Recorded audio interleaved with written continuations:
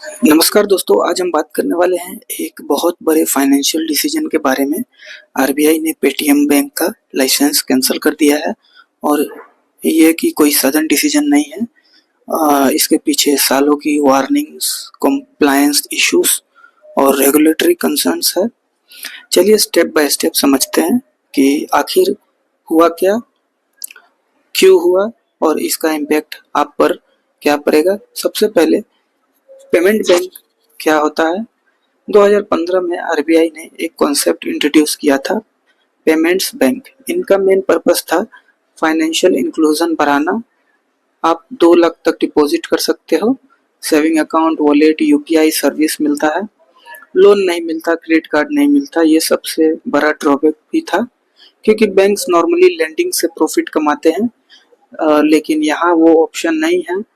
अब आता है आरबीआई ने एक्शन क्यों लिया। आरबीआई ने ये डिसीजन कुछ मेजर रीजंस के वजह से लिया। KYC and AML violation, proper customer verification नहीं हो रहा था। एक ही उस यूजर की मल्टीपल अकाउंट्स मिल रहे थे। फ्रॉड और मनी लॉन्ड्रिंग का रिस्क बढ़ रहा था। टेक्नोलॉजी और डाटा इशू, ट्रांजैक्शन की प्रॉपर मॉनिटरिंग नहीं हो रही थी। आईटी सिस्टम्स वीक था। डाटा सिक्योरिटी को लेकर कंसर्न्स थे। कॉर्पोरेट गवर्नेंस पूरा फेलियर हो रहा था। मैनेजमेंट और बोर्ड प्रॉपर कंट्रोल नहीं कर पा रहे थे। रिस्क मैनेजमेंट वीक था। पेरेंट कंपनी और बैंक के बीच कॉन्फ्लिक्ट ऑफ इंटरेस्ट हो रही थी। रिपीटेड वार्निंग इग्नोर कर रहे थे। तो 2022 में आरबीआई ने इरेगुलरिटीज आइडेंटिटी की और 2024 में न्यू कस्टमर पर बैन लगा दिया। फिर भी इशू सॉल्व नहीं हुआ। फाइनली आरबीआई ने कंक्लूड किया, अगर बैंक कंटिन्यू करता तो यूजर्स का पैसा रिस्क में आ सकता था। लेकिन लीगल पावर आरबीआई के पास आई। ठीक है। आरबीआई ने एक्शन लिया। Banking regulation act 1949 section 22 clause 4 के अंदर लाइसेंस कैंसिल कर सकता है और सेक्शन 35A पब्लिक इंटरेस्ट में डायरेक्शन दे सकते हैं। मतलब पूरा एक्शन लीगली बैक्ड है। अब क्या होगा, तो आरबीआई कोर्ट अप्रोच करेगा, मतलब आरबीआई हाई कोर्ट अप्रोच करेगा। बैंक का वाइंडिंग अप होगा प्रोसेस। कोर्ट लिक्विडेटर अपॉइंट करेगा। एसेट मैनेज होगी। लायबिलिटीज क्लियर होंगी, मतलब जितना लेन देन है क्लियर होगा।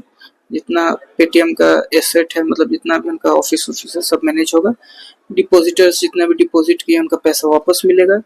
यूजर पर क्या इम्पैक्ट पड़ेगा। गुड न्यूज, आपका पैसा सेफ है, आप विड्रॉ या ट्रांसफर कर सकते हैं। रिस्ट्रिक्शन है अभी फिलहाल, न्यू डिपॉजिट नहीं हो सकता है। वॉलेट लोड नहीं होगा, मतलब नया वॉलेट जुड़ेगा नहीं। बैंकिंग सर्विस अभी बंद हो चुका है। सर्विस जो इम्पैक्ट होगी वो FASTag, auto debit, EMI, OTT, salary accounts, ये सब। और आपको दूसरे बैंक में शिफ्ट करना पड़ेगा इसके लिए। सबसे बड़ा क्वेश्चन है, क्या पेटीएम बंद हो जाएगा। आंसर है अभी नो। पेटीएम ऐप कंटिन्यू करेगा। यूपीआई, वॉलेट वर्किंग, रिचार्ज और पेमेंट वर्किंग, क्योंकि अभी ये दूसरे बैंक जैसे एक्सिस बैंक के साथ पार्टनर्ड है। ठीक है। ये इतना बड़ा इशू क्यों है। आरबीआई ने क्लियर कर दिया, कोई भी कंपनी रूल्स के ऊपर नहीं है। Trust versus growth. Fast growth का मतलब ये नहीं कि रूल्स इग्नोर किया जाए। पेमेंट बैंक मॉडल वीक है। Limited earning source, high compliance cost. ठीक है। रिस्क प्रिवेंशन के लिए इसलिए आरबीआई ने पहले ही एक्शन ले लिया, और ताकि फ्यूचर में यूजर्स का पैसा ना डूबे।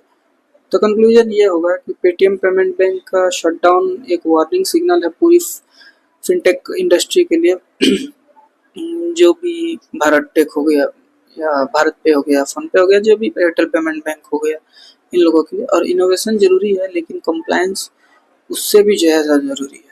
और यूजर्स के लिए सिंपल मैसेज है, अपना पैसा हमेशा सेफ जगह पे रखो। ठीक है। बैंकिंग में ट्रस्ट सबसे बड़ा एसेट होता है, और जब ये ट्रस्ट टूटता है तो सिस्टम एक्शन लेते हैं। दोस्तों आशा करता हूँ कोई वीडियो अच्छा लगा। Thank you so much for watching this video. Subscribe करें, शेयर करें, लाइक करें वीडियो को।